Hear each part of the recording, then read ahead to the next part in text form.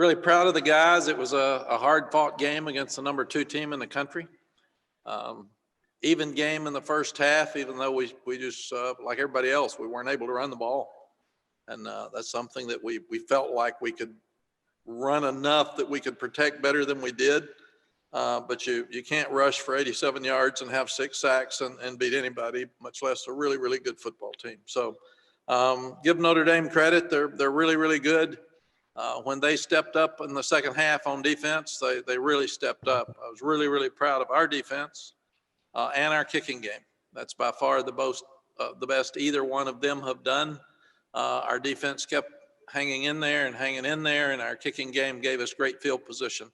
And our offense was really, really good the first half. I actually thought we'd win the game, and then Notre Dame just absolutely shut us down the second half. I'll let Phil tell you after he watches the video with the offensive staff what happened.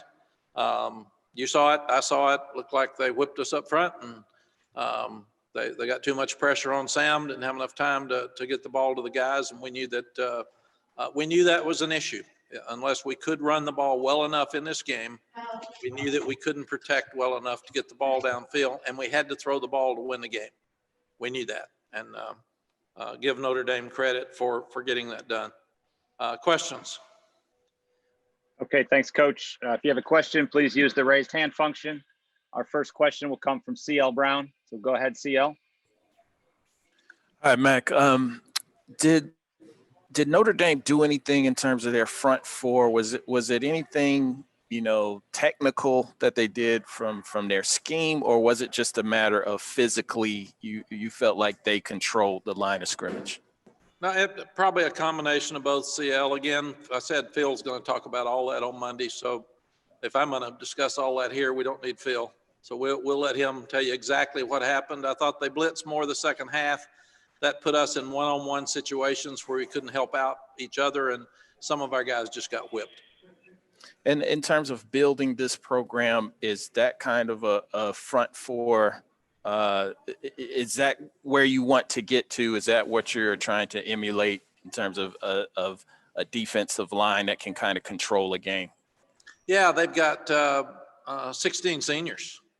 And it's an older football team. I think Brian's been there 11 years or something, 10 or 11. And then you can tell they're big, they're strong, they're fast, they're confident. And we had a lot of freshmen playing on defense tonight that I was really, really proud of. But we just didn't hold up offensively the second half. Okay, let's please go over to Brendan Marks. Mack, you had mentioned earlier this week that this game obviously was going to be a measuring stick for you guys as far as how far along you were in the rebuild. And obviously you've said throughout the year that you guys are further ahead maybe than where you would have anticipated. What does this game tell you in terms of that measuring stick about where this program is? I think it tells us that we're really, really close to where we need to be. We need spring practice. We got to get more depth, like CL said, on defense. A lot of those guys are playing, they lose contain, or they jump off sides, or they're not sure who's supposed to be out there and they run off, and we're trying to get freshmen. It's like herding cattle sometimes on that sideline with those young ones. They're so excited. And then offensively, we just absolutely got hit in the mouth. It was in the second half and didn't respond very well. So I told the team in the locker room, we don't have moral victories, but I'm really, really proud of their effort. And that the biggest thing for me is that the offense has played well all year, and the defense has not. They've been up and down. The special teams has been up and down, and special teams were really, really good tonight. We kicked every kickoff out of in the back of the end zone. He averaged 50-something yards per punt, so we really handled field position throughout the night, and Grayson Atkins hit his one field goal. And we covered the punts really well after we punted them. And then the defense played really well. So if we'll go back and get the offense back on track, put all three phases together, we still haven't played near our best game. But I think, Brendan, this shows us where we're headed, and it shows us what we can do. Okay, our next question comes from Andrew Jones. Hey, Coach. Went into the decision to start, I guess, 3 freshmen on defense. A lot of them played early. And how do you think those guys handled leading up to a game like this, knowing that they were going to have an opportunity to get on the field a lot early? I think it's really helped us, Andrew, that the guys now are expecting to play, so they're practicing much better, and it puts them in a position when that our practices are better. That's why we'll have good practices this week, because everybody wants to play. And then what you do is we're all kind of lost. We've said this after games before. Everybody sees the obvious.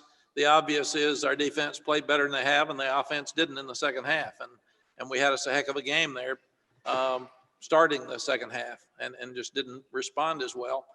So what we'll do is we'll go back and look at all the young guys on defense, because we're playing a lot more young guys on defense than we are offense.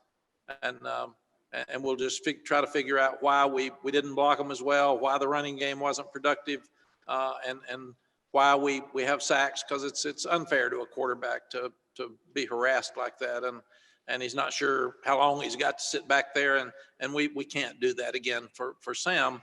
But defensively, there were a lot of good things today. A lot of secondary guys played, a lot of guys up front played, and I thought, from what I could tell, just like you guys, from what I could tell, they played pretty well. Penalties were an issue again tonight. They had a 97-yard drive, 3 penalties for 35 yards on that drive. I can't hear you, Andrew. 3 penalties for 35 yards on their 97-yard drive. How frustrating is it that penalties were a factor, especially at some inopportune times? Yeah, I can't hear. Something about 35 yards. Did you? On the 97-yard drive. He's asking about penalties, Mack. Oh, penalties. Yeah, I'm really surprised you all would ask. Little humor there. I thought that there were too many. Usually, if you're playing against a great team, you're going to have more penalties, especially if your offensive line's having trouble blocking them. You're going to hold more. If your corners are having trouble covering them, and those big receivers. So I think we had 2 pass interference or 1 holding penalty where he threw it about 42 rows up in the seats. And then we had the pass interference call. Diami's was unacceptable from what it looked like. I didn't see it on the field, but it looked like they were saying he pushed back. We can't get frustrated and do that. But, you know, there was some conversation over whether Ray's on the 4th and 1, which was a huge play for us. It cost us a possession, whether he was offsides or not.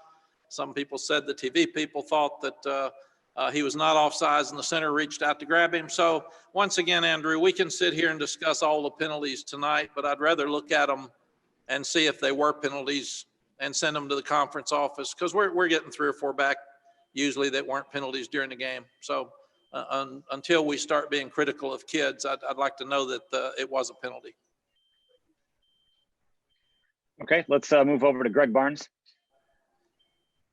Mack, you answered my question there, but I was going to ask if you got to look at that 4th and 1 offside call on the video board, and regardless, kind of what's the lesson to be learned that could be taught to the guys from a play like that? Well, Greg, everybody that was in the stadium and everybody watching the game knew what they were doing. So we can't have somebody offsides. I mean, that's ridiculous. It shouldn't have been close. Shouldn't have moved. They weren't going to go for it. But at the same time, you want to be fair to the young man, and you're also not supposed to have a quarterback who is moving with deception to act like he's going to snap the ball and to pull you offside. So that'll be one of the ones that we'll look at closely. And let me say at the same time, Ian Book was as good tonight as anybody I've ever seen. We couldn't tackle him. I mean, we harassed him. We had people around him. There could have been 6 sacks. We could not get him on the ground. And then he made some unbelievable plays on 3rd down. So I don't know if he's in the Heisman race or not, but he should be. His record's 29-3. He's fast. He's quick. He's accurate. He's smart. He's not going to do things to get his team beat. But I was so impressed with him tonight. I was impressed with him as much as any quarterbacks I've seen. Thank you. Thank you.